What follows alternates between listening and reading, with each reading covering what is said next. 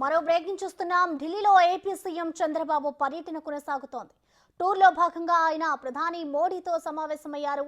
రాష్ట్రానికి ఆర్థిక సాయం, ఇతర అంశాలపై సుమారు అరగంటకు పైగా చర్చించారు. సీఎం వెంట కేంద్ర మంత్రి రామ్మోహన్ నాయుడు సహా పలువురు ఎంపీలు ఉన్నారు.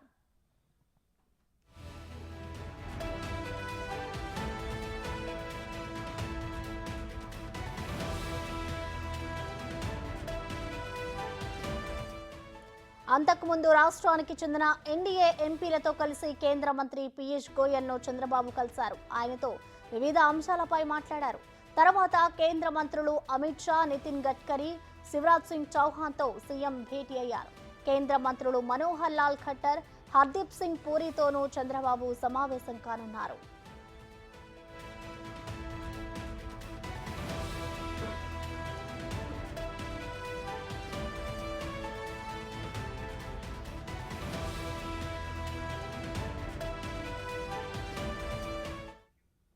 దీనిపై మరింత సమాచారాన్ని మా ప్రతినిధి శివ అందిస్తారు. శివ, చెప్పండి, ఢిల్లీలో ఏపీ సీఎం చంద్రబాబు పర్యటన కొనసాగుతుంది.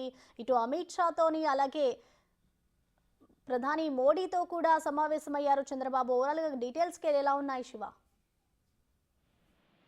రైట్ ప్రసన్న, కొద్దిసేపటి క్రితమే ప్రధాని తోనూ అలాగే కేంద్ర మంత్రులతోనూ కూడా సీఎం చంద్రబాబు భేటీ అయ్యారు. భేటీ అయిన తర్వాత ఇటు కేంద్ర హోంమంత్రి అమిత్ షాతో కూడా భేటీ అయ్యారు. కొద్దిసేపటి క్రితమే ఇటు కేంద్ర హోంమంత్రి అమిత్ షాతో భేటీ ముగిసింది. పలు కీలక అంశాలపై కూడా కేంద్ర హోంమంత్రి అమిత్ షాతో చర్చించారు. 45 నిమిషాల పాటు ఈ సమావేశం సాగింది. ఇక రాష్ట్రానికి సంబంధించి నూతన ప్రభుత్వం ఏర్పడిన తర్వాత నూతన ప్రభుత్వానికి రాష్ట్రానికి కావాల్సిన అవసరాలకు సంబంధించి ప్రధానంగా కేంద్ర హోంమంత్రి దృష్టికి ఈ సమస్యలను తీసుకువెళ్ళినట్టు తెలుస్తుంది. దానిలో భాగంగానే రాష్ట్రానికి కేంద్రం సహకారం ఎంతవరకు ఉండాలి అనే దానిపై ఇటు కేంద్ర మంత్రులను కలిసి వినతి పత్రాలు సమర్పిస్తున్నారు. దానిలో భాగంగానే హోంశాఖకు సంబంధించి కేంద్ర హోంమంత్రి అమిత్ షాను కలిశారు. ఇక రాష్ట్ర విభజన సమయంలో ఇచ్చిన హామీలు నెరవేర్చే విధంగా చొరవ తీసుకోవాలి.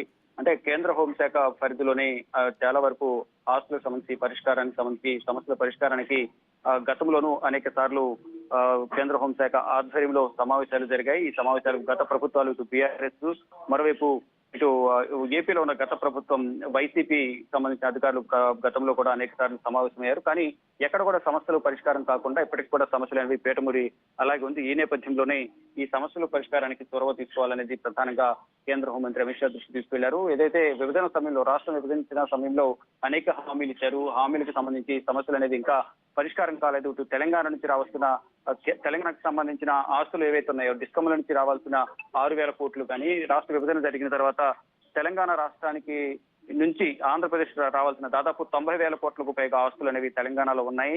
దానికి సంబంధించి కూడా రావాల్సిన ఆస్తులను పంపకాలు ఇచ్చే విధంగా త్వరితగతిన చొరవ తీసుకోవాలి. ఆ నిధులు రావడం ద్వారా రాష్ట్రాన్ని అభివృద్ధి చేసే విధంగా కూడా ఉపయోగపడతాయంటూ కూడా సీఎం చంద్రబాబు హోంమంత్రిని కలిసి వినతి పత్రం సమర్పించారు. మరోవైపు ఇక అధికారులకు సంబంధించి కూడా ఐఏఎస్లకు సంబంధించి కానీ ఇక పోలీసు విభాగానికి సంబంధించి అనేక సమస్యలు రాష్ట్రంలో ఉన్నాయి కాబట్టి వాటన్నిటికి సంబంధించి కూడా పరిష్కారం దిశగా నిర్ణయాలు తీసుకోవాలనేది కేంద్ర హోంమంత్రి దృష్టికి సీఎం చంద్రబాబు తీసుకెళ్లారు. చంద్రబాబుతో పాటు ఇటు కేంద్ర మంత్రులు కూడా ఆయనతో భేటీ అయ్యారు. రాష్ట్రానికి సంబంధించి రామ్మోహన్ నాయుడు, పెమ్మసాని చంద్రశేఖర్, అలాగే భూపతిరాజు శ్రీనివాస వర్మ, కొంతమంది ఎంపీలు కూడా ఈ సమావేశంలో పాల్గొన్నారు. వారితో పాటు ప్రభుత్వ అధికారులు ఇటు వివిధ శాఖలకు సంబంధించిన అధికారులు కూడా కేంద్ర హోంమంత్రి అమిత్ షాతో భేటీ అయి మరి ముఖ్యంగా విభజన జరిగిన తర్వాత రాష్ట్రానికి ఇచ్చిన హామీలు నెరవేర్చడంలో కొంత అలసత్వం వహించారు. ఆ